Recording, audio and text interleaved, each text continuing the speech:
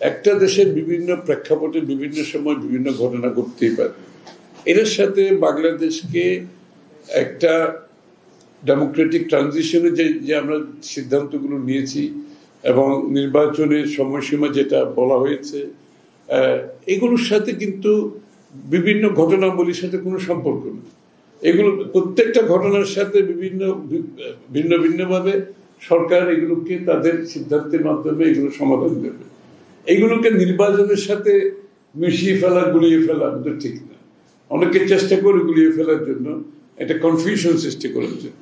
নির্বাচনী কার্যক্রমের সাথে অন্যান্য যে বিষয়গুলো আছে, এরকম ঘটনা আরো অনেক কিছু ঘটতে পারে, এটার সাথে নির্বাচনী কার্যক্রমের সাথে কোনো সম্পর্ক নেই। এটা আপনি নর্মাল সিচুয়েশনে যদি নির্বাচনী ডেট সময় নির্ধারণ করা হয়, তার আগে সারা বছর ধরে অনেক কিছু ঘটতে থাকে। এটাকে নির্বাচনের সাথে লিঙ্ক করার কোনো কারণ নেই। নির্বাচনকে ঘোরাটা করার এই সমস্ত কর্মকাণ্ডের মাধ্যমে যে নির্বাচন ব্যবস্থা, নির্বাচনী কার্যক্রম ঘোলাতে হবে কেন? এটা তো আইন শৃঙ্খলা বাহিনীর কাজ, তার সেই দায়িত্ব পালন করবে। এবং বাংলাদেশের মানুষ এইসবের বিরুদ্ধে, আপনি 100টা আপনি সমস্ত জনগণের বিরুদ্ধেও যদি কেউ কেউ ষড়যন্ত্র করতে চায়, তাই বলে কি আমার নির্বাচনী কার্যক্রম পিছিয়ে নিয়ে যাবে? এগুলো তো চলতেই থাকবে। যারা নির্বাচনকে বাধাগ্রস্ত করতে চায়, যারা বাংলাদেশে জনগণের মালিকানা ফিরিয়ে দিতে চায় না, যারা গণতান্ত্রিক অর্ডার চায় না বাংলাদেশে, তো তাদের কর্মকাণ্ডের জন্য কি আমরা নির্বাচন ব্যবস্থা বন্ধ করে দেবো এখন? তাদের কর্মকাণ্ডের জন্য নির্বাচন কি পিছিয়ে যাবে? তাদের কর্মকাণ্ডের জন্য যদি যারা নির্বাচনকে পিছিয়ে নেওয়ার চিন্তা করে, তাহলে তার মানে তারা গণতন্ত্রের বিরুদ্ধে শক্তি। এটা আমাদের পরিষ্কারভাবে বুঝতে হবে। এরা গণতন্ত্রের পক্ষে শক্তি হতে পারে না।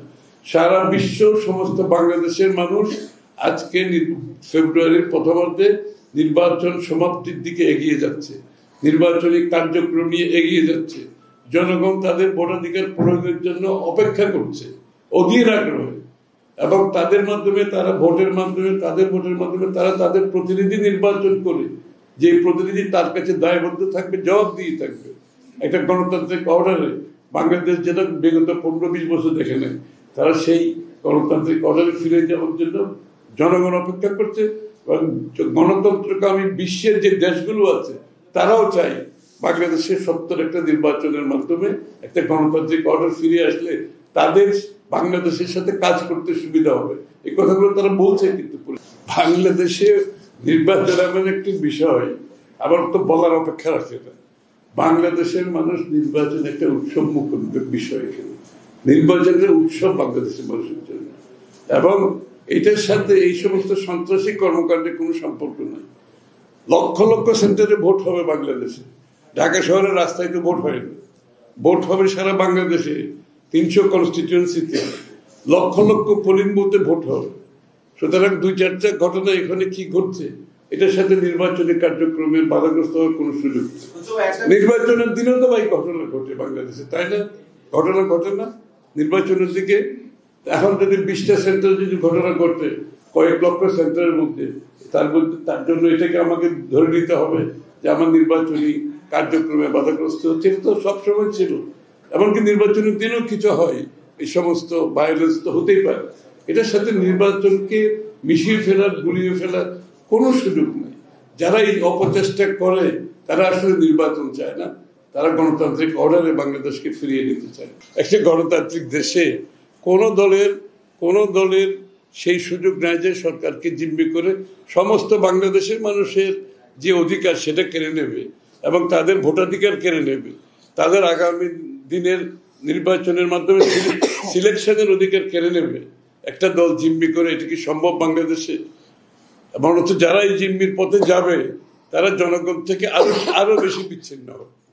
বাংলাদেশের মানুষ এখন সহনশীলতা চায়, স্থিতিশীলতা চায়, শান্তি চায়, বাংলাদেশকে গড়তে চায়।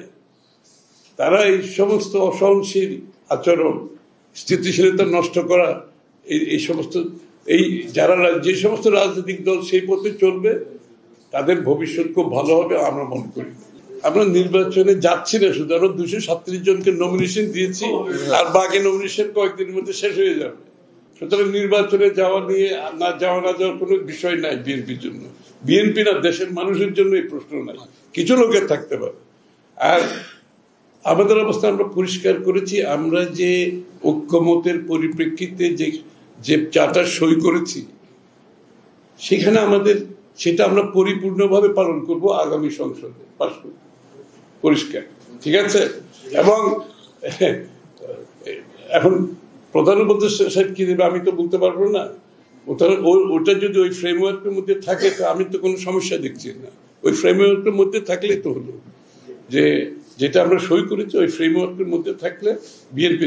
বাট আমরা তো বলেছি তার ওই ফ্রেমওয়ার্কের বাইরে যদি কোনো কিছু কেউ করতে চায়, খালি প্রধান উপদেষ্টা সাহেব না, কেউ করতে চায়, সেটার জন্য আমরা দায়বদ্ধ থাকবো, বিএনপি দায়বদ্ধ থাকবো, এটা বলাই হয়েছে।